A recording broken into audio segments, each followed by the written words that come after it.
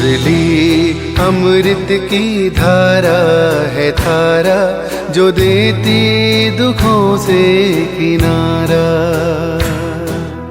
मुरली अमृत की धारा है धारा, जो देती दुखों से किनारा।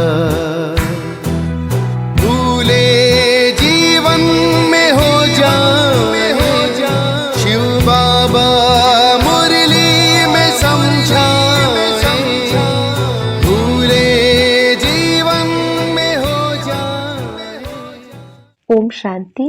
13 मार्च 2025 का महावाक्य है, मीठे बच्चे, पद का आधार है पढ़ाई। जो पुराने भक्त होंगे वो अच्छा पढ़ेंगे और पद भी अच्छा पाएंगे। प्रश्न है, जो बाप के याद में रहते हैं उनकी निशानी क्या होगी? उत्तर, याद में रहने वालों में अच्छे गुण होंगे, वो पवित्र होते जाएंगे, रॉयल्टी आती जाएगी, आपस में मीठा झीरखंड होकर रहेंगे, दूसरों को न देख स्वयं को देखेंगे, उनकी बुद्धि में रहता जो करेगा वो पाएगा। ओम शांति। बच्चों को समझाया गया है कि भारत का जो आदि सनातन देवी देवता धर्म है उसका शास्त्र है गीता।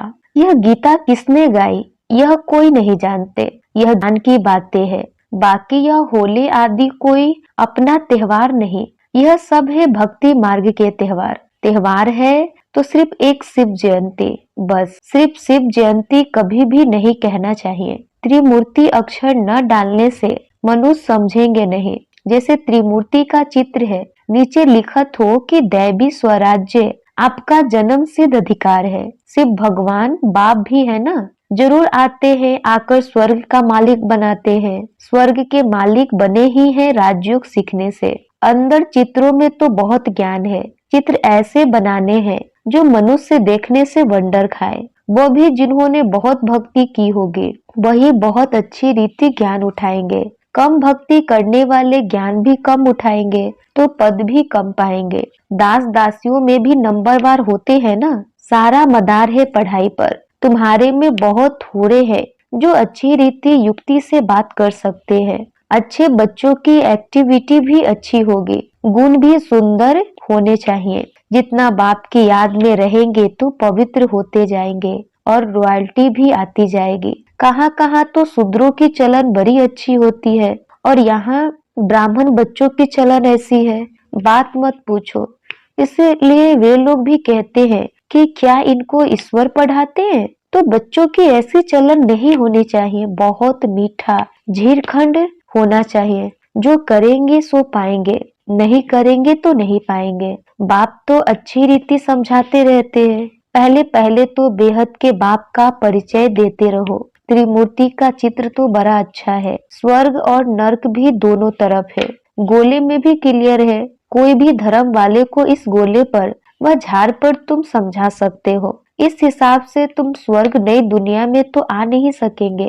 जो सबसे उच्च धर्म था, सबसे साहूकार थे, वही सबसे गरीब बने हैं। जो सबसे पहले पहले थे, संख्या भी उनकी जास्ती होनी चाहिए, परंतु हिंदू लोग बहुत और धर्मों में कन्वर्ट हो गए हैं। अपने को न जानने कारण और धर्मों में चले गए हैं। या तो हिंदू धर्म कह देते हैं, अपने को धर्म को भी समझते नहीं। ईश्वर को पुकारते बहुत है शांति देवा, परंतु शांति का अर्थ समझते नहीं। एक दो को शांति की प्राइज देते रहते हैं। यहाँ तुम विश्व में शांति स्थापन करने के निमित्त बने हुए बच्चों को बाप विश्व की रजाई प्राइज में देते हैं। यह इनाम भी नंबरवार पुरुषार्थ अनुसार मिलता है। देने वाला है भगवान बाप। इनाम इतना बड़ा है, सूर्यवंशी विश्व की रजाई। अभी तुम बच्चों की बुद्धि में सारे वर्ल्ड की हिस्ट्री, ज्योग्राफी, वर्ण आदि सब है।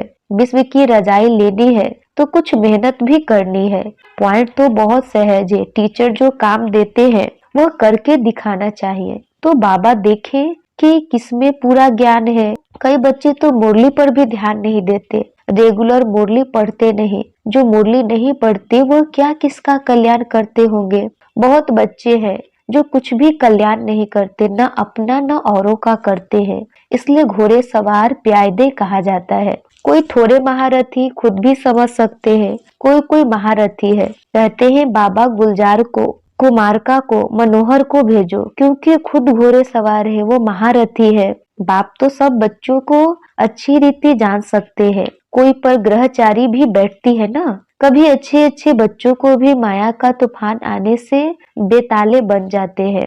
ज्ञान तरफ अटेंशन ही नहीं जाता। बाबा को हर एक की सर्विस से मालूम तो पड़ता है ना। सर्विस करने वाले अपना पूरा समाचार बाबा को देते रहेंगे। तुम बच्चे जानते हो, गीता का भगवान हमको विश्व का मालिक बना रहे। बहुत है जो वह गीता की कंठ कर लेते हैं, हजारों रुपया कमाते हैं। तुम हो ब्राह्मण संप्रदाय, जो फिर दैवी संप्रदाय बनते हो। ईश्वर की औलाद भी सभी अपने को कहते हैं, फिर कह देते हम सब ईश्वर है। जिसको जो आता वो बोलते रहते हैं। भक्ति मार्ग में मनुष्य की हालत कैसी हो गई है, यह दुनिया ही आयरन एज्ड प्रतीत है। इस चित्र से बहुत अच्छी रीति समझा सकेंगे। साथ में दैवी गुण भी चाहिए, अंदर बाहर सच्चाई चाहिए। आत्मा ही झूठी बनी है, उनको फिर सच्चा बाप सच्चा बनाते हैं। बाप ही आकर स्वर्ग का मालिक बनाते हैं, दैवी गुण धारण कराते हैं। तुम बच्चे जानते हो, हम ऐसे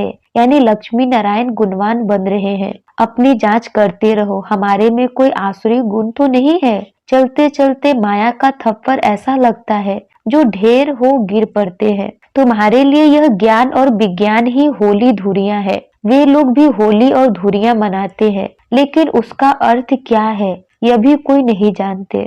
वास्तव में यह ज्ञान और विज्ञान है जिससे तुम अपने को बहुत ऊंच बनाते हो।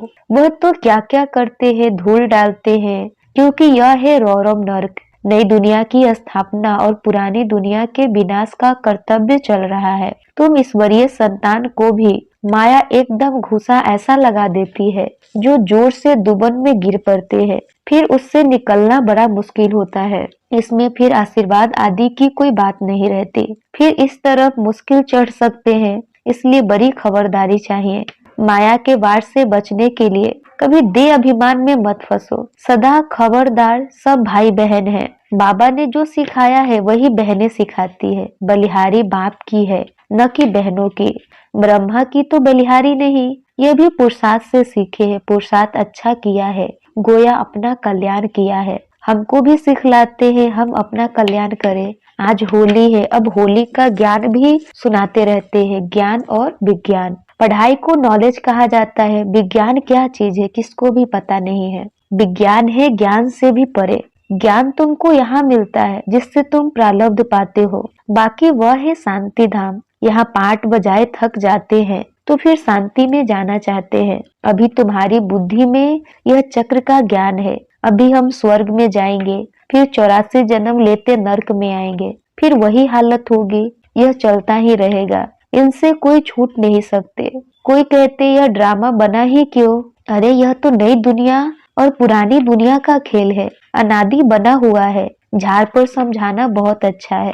सबसे पहली मुख्य बात है बाप को याद करो तो पावन बन जाएंगे। आगे चल मालूम पड़ता जाएगा कौन कौन इस स्कूल के हैं जो और धर्मों में कन्वर्ट हो गए हैं, वो भी निकलते जाएंगे। जब सभी आएंगे तब मनुष्य वंडर खाएंगे। सबको यही कहना है कि दे अभिमान छोड़ देही अभिमानी बनो। तुम्हारे लिए पढ़ाई ही बड़ा त्योहार है जिससे तुम्हारी कितनी कमाई होती है। वे लोग तो इन त्योहारों को मनाने में कितने पैसे आदि बर्बाद करते हैं, कितना झगड़ा आदि होता है। पंचायती राज में कितने झगड़े ही झगड़े हैं, किसको रिश्वत देकर भी मरवाने की कोशिश करते हैं। ऐसे बहुत मिसाल होते रहते हैं। बच्चे जानते हैं सतयुग में कोई उपद्रव होता ही नहीं। रावण राज्य में बहुत उपद्रव है। अभी तो तमो प्रधान है ना, एक दो में मत न मिलने कारण कितना झगड़ा है। इसलिए बाप समझाते रहते इस पुरानी दुनिया को भूल अकेले बन जाओ, घर को याद करो, अपने सुख धाम को याद करो। किससे जास्ती बात भी ना करो, नहीं तो नुकसान हो जाता है। बहुत मीठा शांत प्यार से बोलना अच्छा है, जास्ती न बोलना अच्छा है। शांति में रहना सबसे अच्छा है। तुम बच्चे तो शांति से विजय पाते हो, सिवाय एक बाप के और कोई से प्रीत नहीं लगानी है। जितना बाप से प्रॉपर्टी लेना चाहो उतनी ले लो, नहीं तो लौकिक बाप की प्रॉपर्टी पर कितना झगड़ा हो पड़ता है। इसमें कोई खिटखिट नहीं है, जितना चाहे उतना अपनी पढ़ाई से ले सकते हो। अच्छा, मीठे मीठे सिके लधे बच्चों प्रति माता पिता बाप दादा का याद प्यार और गुड मॉर्निंग। रूहानी बाप की रूहानी बच्चों को नमस्ते। हम रूहानी बच्चों की रूहानी माता पिता बाप दादा को याद प्यार गुड मॉर्निंग और नमस्ते नमस्ते नमस्ते। धारणा के लिए मुख्य सार। पहला, सच्चा बाप सच्चा बनाने आए हैं, इसलिए सच्चाई से चलना है, अपनी जांच करनी है। हमारे में कोई आसुरी गुण तो नहीं है, हम जास्ती बात तो नहीं करते हैं, बहुत मीठा बन शांति और प्यार से बात करनी है। सेकंड है, मुरली पर पूरा ध्यान देना है, रोज मुरली पढ़नी है, अपना और औरों का कल्याण करना है। टीचर जो काम देते हैं वह करके दिखाना है। वरदान, होली शब्द के अर्थ को जीवन में लाकर पुरुषार्थ की स्पीड को तेज करने वाले तीव्र पुरुषार्थी भव। होली शब्द के अर्थ को जीवन में लाकर पुरुषार्थ की स्पीड को तेज करने वाले तीव्र पुरुषार्थी भव। होली अर्थात जो बात हो गई बीत गई उसको बिल्कुल खत्म कर देना, बीती को बीती कर आगे बढ़ना, यही है होली मनाना। बीती हुई बात ऐसे महसूस हो जैसे बहुत पुरानी कोई जन्म की बात है। जब ऐसी स्थिति हो जाती है तब पुरुषार्थ की स्पीड तेज होती है। तो अपनी या दूसरों की बीती हुई बातों को कभी चिंतन में नहीं लाना, चित्त पर नहीं रखना और वर्णन तो कभी नहीं करना, तभी तीव्र पुरुषार्थी बन सकेंगे। स्लोगन है, स्नेह ही सहज याद का साधन है, इसलिए सदा स्नेही रहना और स्नेही बनाना। स्नेह ही सहज याद का साधन है, इसलिए सदा स्नेही रहना और स्नेही बनाना। मातेश्वरी जी के अनमोल महावाक्य। गुप्त बांधेली गोपिकाओं का गायन है। गीत, बिन देखे प्यार करो, घर बैठे याद करो। अब यह गीत कोई बांधेली मस्त गोपी का गाया हुआ है। यह है कल्प कल्प वाला विचित्र खेल। बिन देखे प्यार करते हैं, दुनिया बिचारी क्या जाने, कल्प पहले वाला पाठ हो बहु रिपीट हो रहा है। भल उस गोपी ने घर बार नहीं छोड़ा है, परंतु याद में करम बंधन चुकतू कर रही है। तो यह कितनी खुशी में झूम झूम कर मस्ती में गा रही है। तो वास्तव में घर छोड़ने की बात नहीं है, घर बैठे बिन देखे उस सुख में रह सर्विस करनी है। कौन सी सेवा करनी है? पवित्र बनाने की। तुमको तीसरा नेत्र अब मिला है, आदि से लेकर अंत तक बीज और झाड़ का राज तुम्हारी नजरों में है। तो बलिहारी इस जीवन की इस नॉलेज द्वारा 21 जन्मों के लिए सौभाग्य बना रहे हैं। इसमें अगर कुछ भी लोक लाज बिकारी कुल की मर्यादा है तो वह सर्विस नहीं कर सकेंगे। यह है अपनी कमी। बहुतों को विचार आता है यह ब्रह्मा कुमारियां घर फिटाने आई है, परंतु इसमें घर फिटाने की बात नहीं है। घर बैठे पवित्र रहना है और सर्विस करनी है, इसमें कोई कठिनाई नहीं है। पवित्र बनेंगे तब पवित्र दुनिया में चलने के अधिकारी बनेंगे। बाकी जो नहीं चलने वाले हैं वह तो कल्प पहले वाली शत्रुता का पाठ बजाएंगे। इसमें कोई का दोष नहीं है। जैसे हम परमात्मा के कार्यों को जानते हैं वैसे ड्रामा के अंदर हर एक के पाठ को जान चुके हैं, तो इसमें घृणा नहीं आ सकती। ऐसे तीव्र पुरुषार्थी गोपियां रेस कर विजय माला में भी आ सकती है। अच्छा, ओम शांति। अव्यक्ति सारे, सत्यता और सभ्यता रूपी कल्चर को अपनाओ। जो भी ज्ञान की गुह्य बातें हैं उसको स्पष्ट करने की विधि आपके पास बहुत अच्छी और स्पष्टीकरण है। एक एक पॉइंट को लॉजिकल स्पष्ट कर सकते हो, अपने अथॉरिटी वाले हो। कोई मनोमय व कल्पना की बातें तो है नहीं, यथार्थ है, अनुभव है।